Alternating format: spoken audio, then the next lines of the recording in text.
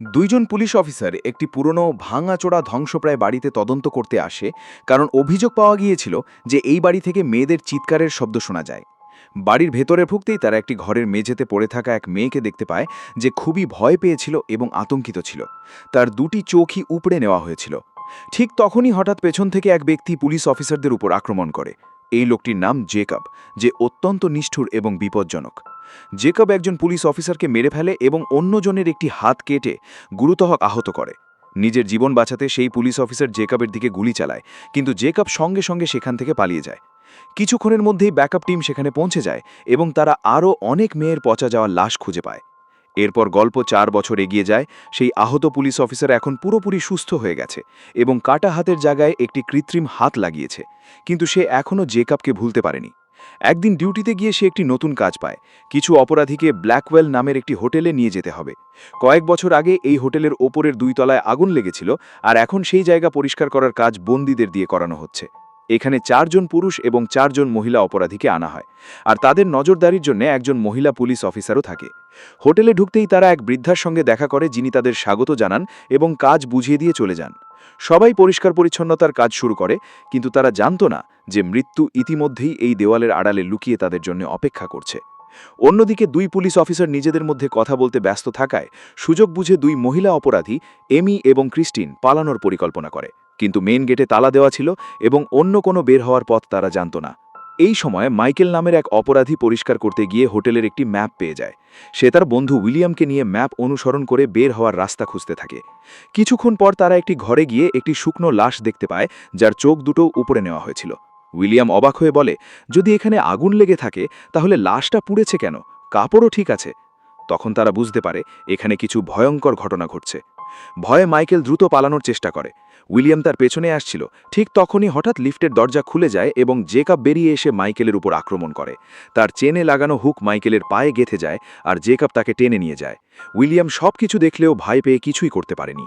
এদিকে নিচে সবাই খাবার খাচ্ছিল। তারা জানতই না যে তাদের একজন সাথী মারা গেছে।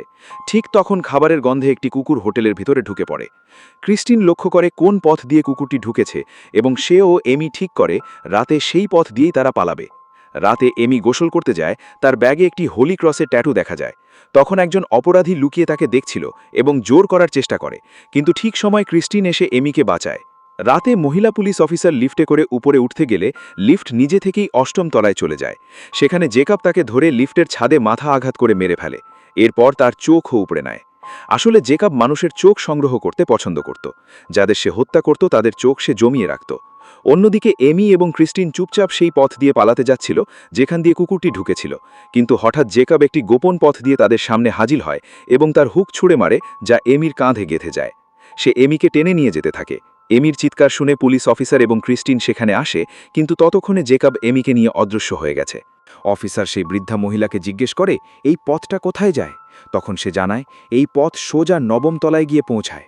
অফিসার তার ফোনটি বৃদ্ধার হাতে দিয়ে বলে অন্য পুলিশ অফিসারদের এখানে সাহায্যের জন্য ডেকে আনতে, কিন্তু এটাই ছিল তার সবচেয়ে বড় ভুল, যার ফলাফল আমরা পরে দেখতে পাই।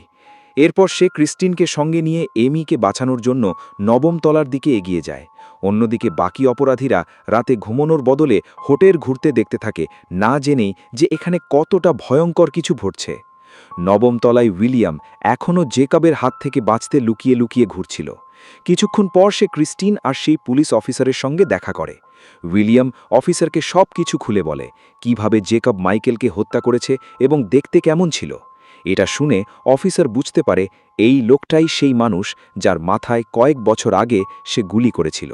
এরপর 3 জন মিলে জেকবকে মারার জন্য এগিয়ে যায়, কিন্তু হঠাৎই জেকব ওপরের দিক থেকে তার হুক ছুঁড়ে অফিসারের গলায় আটকে দেয় এবং তাকে হত্যা করে। এই ভয়ঙ্কর দৃশ্য দেখে উইলিয়াম আর ক্রিস্টিন ভীষণ ভয় পেয়ে যায়। তবুও সাহস করে ক্রিস্টিন অফিসারের বন্দুকটি নিয়ে নেয়। এদিকে বাকি 4 জন অপরাধী হোটেল ঘুরতে ঘুরতে একটি বিলাসবহুল ঘরে পৌঁছে যায়। সেখানে তারা ধূমপান করে এবং নিজেদের মধ্যে ঘনিষ্ঠ হয়। অন্যদিকে জেকব সব কিছুই নজর রাখছিল।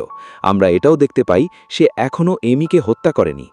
জেকব এমিকে তুলে একটি খাঁচার মধ্যে বন্দি করে রাখে। সেই ঘরে আগেই অনেক মৃতদেহ পড়েছিল, যা দেখে এমি ভয় পেয়ে যায়। হঠাৎ সে মাইকেলকে দেখতে পায়, যাকে জেকব বেঁধে রেখেছিল এবং সে তখনও বেঁচে ছিল।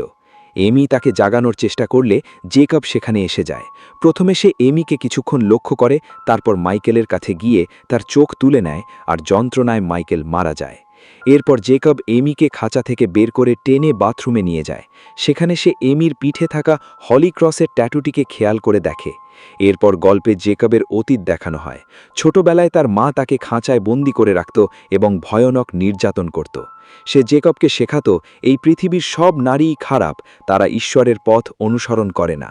এই কারণেই জেকব ছোটবেলা থেকেই তার মাকে ছাড়া সবাইকে খারাপ মনে করত। কিন্তু এমির গায়ে ক্রসের চিহ্ন থাকায় সে তাকে হত্যা করেনি। ঠিক তখনই জেকব একটি ঘণ্টার শব্দ শুনতে পায়, যা সেই ঘর থেকে আসছিল যেখানে দুই অপরাধী নিজেদের মধ্যে ব্যস্ত ছিল। আসলে জেকব পুরো হোটেলে অনেক ফাঁদ বসিয়ে রেখেছিল, যাতে সে বুঝতে পারে কোন ঘরে কেউ আছে। রেগে গিয়ে সে তাদের মারতে সেখানে যায়, কিন্তু তারা পালিয়ে অন্য একটি ঘরে লুকিয়ে পড়ে। যেহেতু তারা জেকবকে দেখে ফেলেছিল, তাই তারা খুব ভয় পেয়ে যায়। ছেলেটি ঘর থেকে বেরোবার পথ খুঁজতে গিয়ে একটি পানির পাইপ খুঁজে পায়।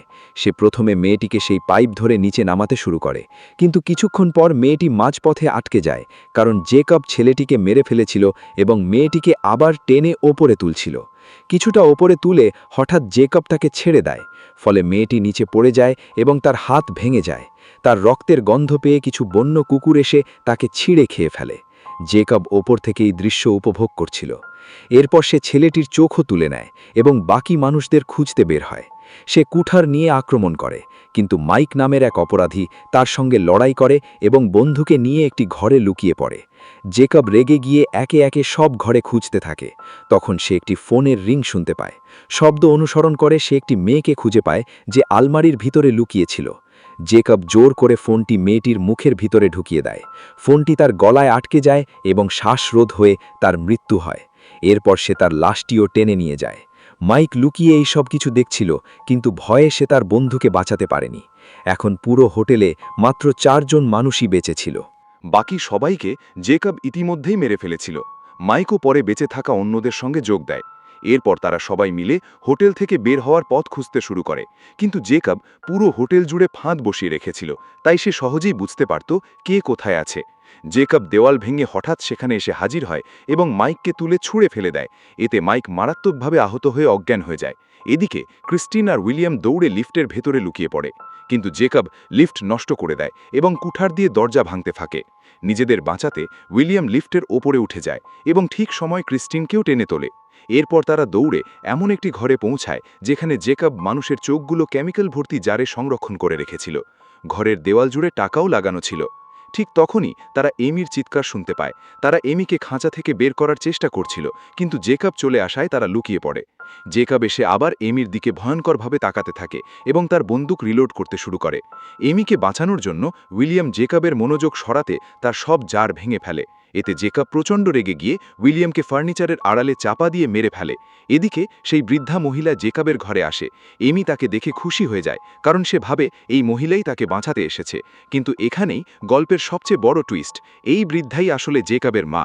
সেই পুরো পরিকল্পনা করেছিল, কারণ 4 বছর আগে পুলিশ অফিসার জেকবের মাথায় গুলি করেছিল।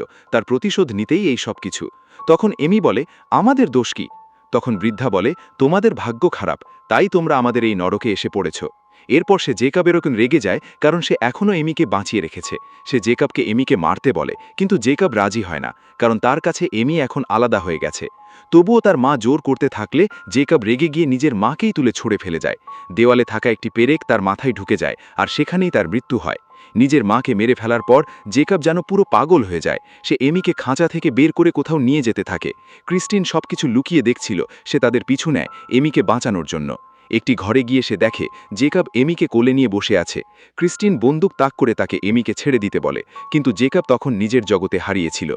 ক্রিস্টিন কাছে আসতেই হঠাৎ জেকব সচেতন হয়ে ওঠে এবং দুজনের গলা চেপে ধরে। ঠিক তখনই পেছন থেকে মাইক এসে জেকবকে আক্রমণ করে। সুযোগ নিয়ে দুই মেয়েই পালিয়ে যায়। এরপর মাইকও লোহার রড দিয়ে জেকবের মাথায় আঘাত করে পালিয়ে যায়।